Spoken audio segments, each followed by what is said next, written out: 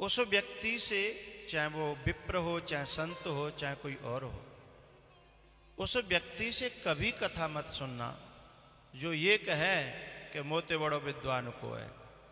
ये समझ लो जो ये कहे बातें बड़ो अज्ञानी या धरती पर दूसरों कोई है ही नहीं, चूंकि बा में अहंकार को नाक घुस गो। और बाकी वाणी से यदि हम सुनेंगे तो जा खुद अज्ञान ने घेर रखा है, जिस खुद को जिस विकार ने घेर रखा है वो हमको क्या परसेगा? जो उसके अंदर भरा है वही परस देगा। तो ऐसे व्यक्ति की कथा तो फ्री में भी मत सुनना, वो खुद पैसे देना तो भी श्रवण मत करना। चाहे भले ही तुमको जब ये बात का बोध हो जाए कि हम गलत जगह जुड़े हैं, हम गलत जगह, क्योंकि हमें जहर परसा जा रहा है। अच्छा एक बात बताओ, तुम 2 किलो दूध लेके आए, आपने गर्म करो पीवे के लिए, और पीवे ते पहले ही काऊ ने बताया दी कि जा दूध में जहर है, तो तुम जी सोचोगे कि अब भैया पैसा तो खर्चो है गए, अब लेके तो आए ही हैं, मरेंगे तो मत जाएंगे, अब पीनो तो पड़ेगा, पैसा खर्चो है हैं। ये सोचोगे? नहीं सोचोगे। तुम कहोगे कि पैसा जे नहीं और खर्चो है जाए, लेकिन अब इस जहर को हम नहीं पिएंगे। ऐसे ही जो मोह में सना हो, ममता में सना हो, अज्ञान में सना हो, अहंकार में सना हुआ हो, ये कीचड़ हैं, ये जहर हैं, और इनमें लिपटा हुआ और इनसे भरा हुआ व्यक्ति यदि कुछ परसेगा तो तुम्हारे अंदर भी, अब जैसे कथा हुई, और जो लोभ में सने हैं, मोह में, क्रोध में और अपने विकारों में सने हुए हैं, वो विकारों का समर्थन कर जाएंगे, तुम्हारे भी विकारों का समर्थन कर जाएंगे, और तुम्हारे विकार, हमारे विकार और बढ़ जाएंगे। तो कथा नहीं भाई, वो कथा के रूप में और बड़ी व्यथा है गई, है ना? कथा नहीं भाई, और बड़ी व्यथा। कभी कभी क्या होता है, हमसे संपर्क होता है लोगों का, तो वो कहते हैं अरे महाराज क्या करें, पहले से वहाँ हमने नारियल दे रखा, उनको नौत्याए, बाद में मालूम पड़ी तो अब कैसे मना करें, कैसे क्या करें। मैंने इसलिए दृष्टांत दिया कि यदि दूध में जहर मिले हुए हो और तुम कहो कि पैसा खर्च है गए या हमने अब ले आए हैं तो पीनो पड़ेगा, ना, ऐसा नहीं है। और तुम कहो कि नहीं हमें पाप लग जागो, हमें पाप लग जागो, तो यूं बताओ, सीमा पे जब कोई सैनिक देश के दुश्मनों को मारता है तो उन्हें पाप लगता है, हाँ या ना? नहीं लगता। तो जो समाज में कालिया नाग की बात चल रही है, कालिया नाग क्या जहर घोलता है ना? ऐसे ही जो अज्ञानी है, ईर्षालु है, द्वेषी है, विकारी है, वह भी समाज में जहर घोलता है, वह भी समाज में जहर घोलता है।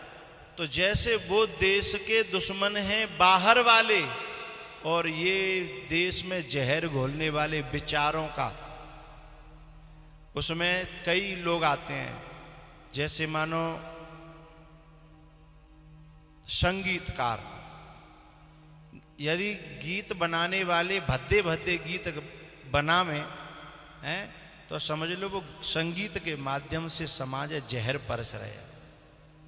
फिल्म बनाने वाले गंदी गंदी पिक्चर बनावे तो समझ लो वो समाज के लिए जहर परस रहे हैं।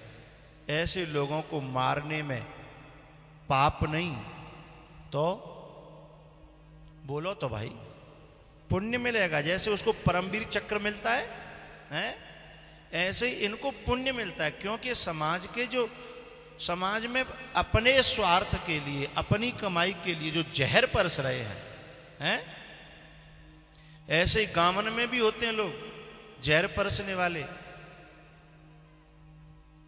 आजकल जब शादी होकर के आती है तो बहू की सास को 4-6 साल तक रखवाई रखनी पड़ती है कि पड़ोस ने आ गई तो कान में ऐसा जहर भर के जाएगी मेरे प्रति कि मैं सास नहीं लगूंगी, दुश्मन लगूंगी। तो ऐसी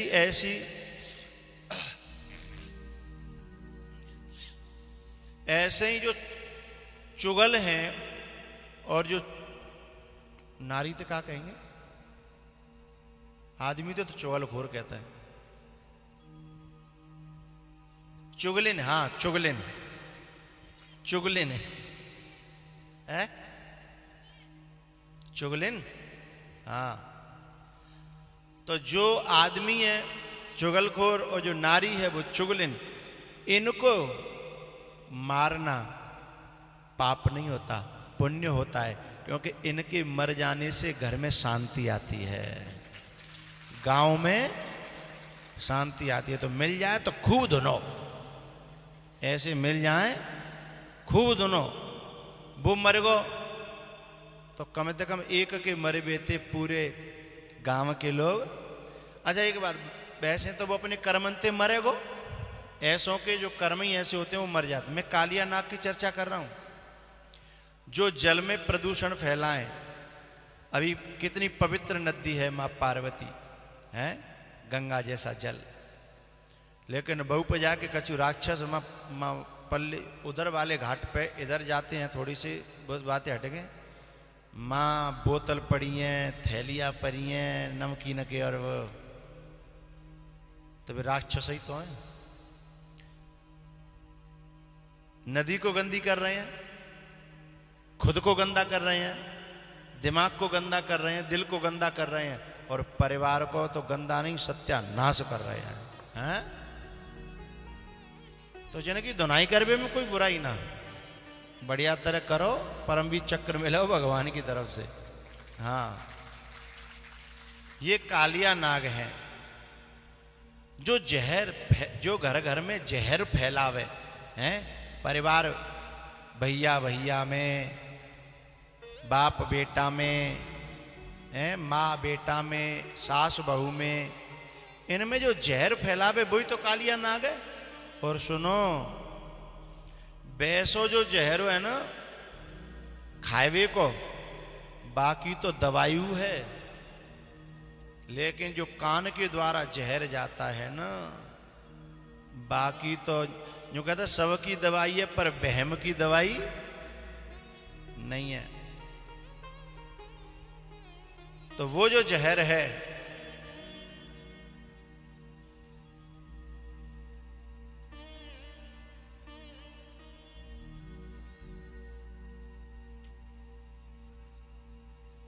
वो जो जहर है ना विचारों का, उसकी दवाई नहीं है, इसलिए सबसे खतरनाक जहर है वो।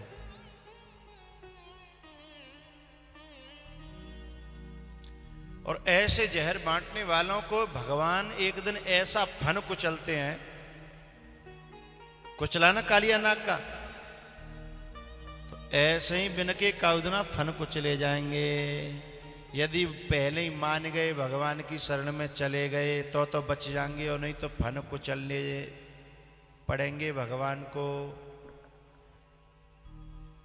तो संगीतकार, पत्रकार, कथाकार और चित्रकार यानी पिक्चर बनाने वाले और कथाकार भी, ये सब समाज में अमृत भी बांट सकते हैं चाहे तो, और अपने खुद ही यदि वे बिगड़े हुए हैं तो फिर वो जहर भी बांट सकते हैं, और इनका बांटा हुआ बहुत ज्यादा मात्रा में फैलता है,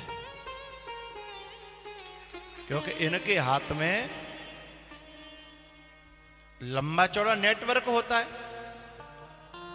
इसलिए इन सब से मेरा निवेदन है, कथाकार, संगीतकार, हवाल भगवान को भजन गाओ तो मन पवित्र होता है, और वही में जो गंदो गान सुनो और गाओ तो जीव अपवित्र, हृदय अपवित्र, और जो सुनने वालों दूसरों वो अपवित्र तुम सुनाओगे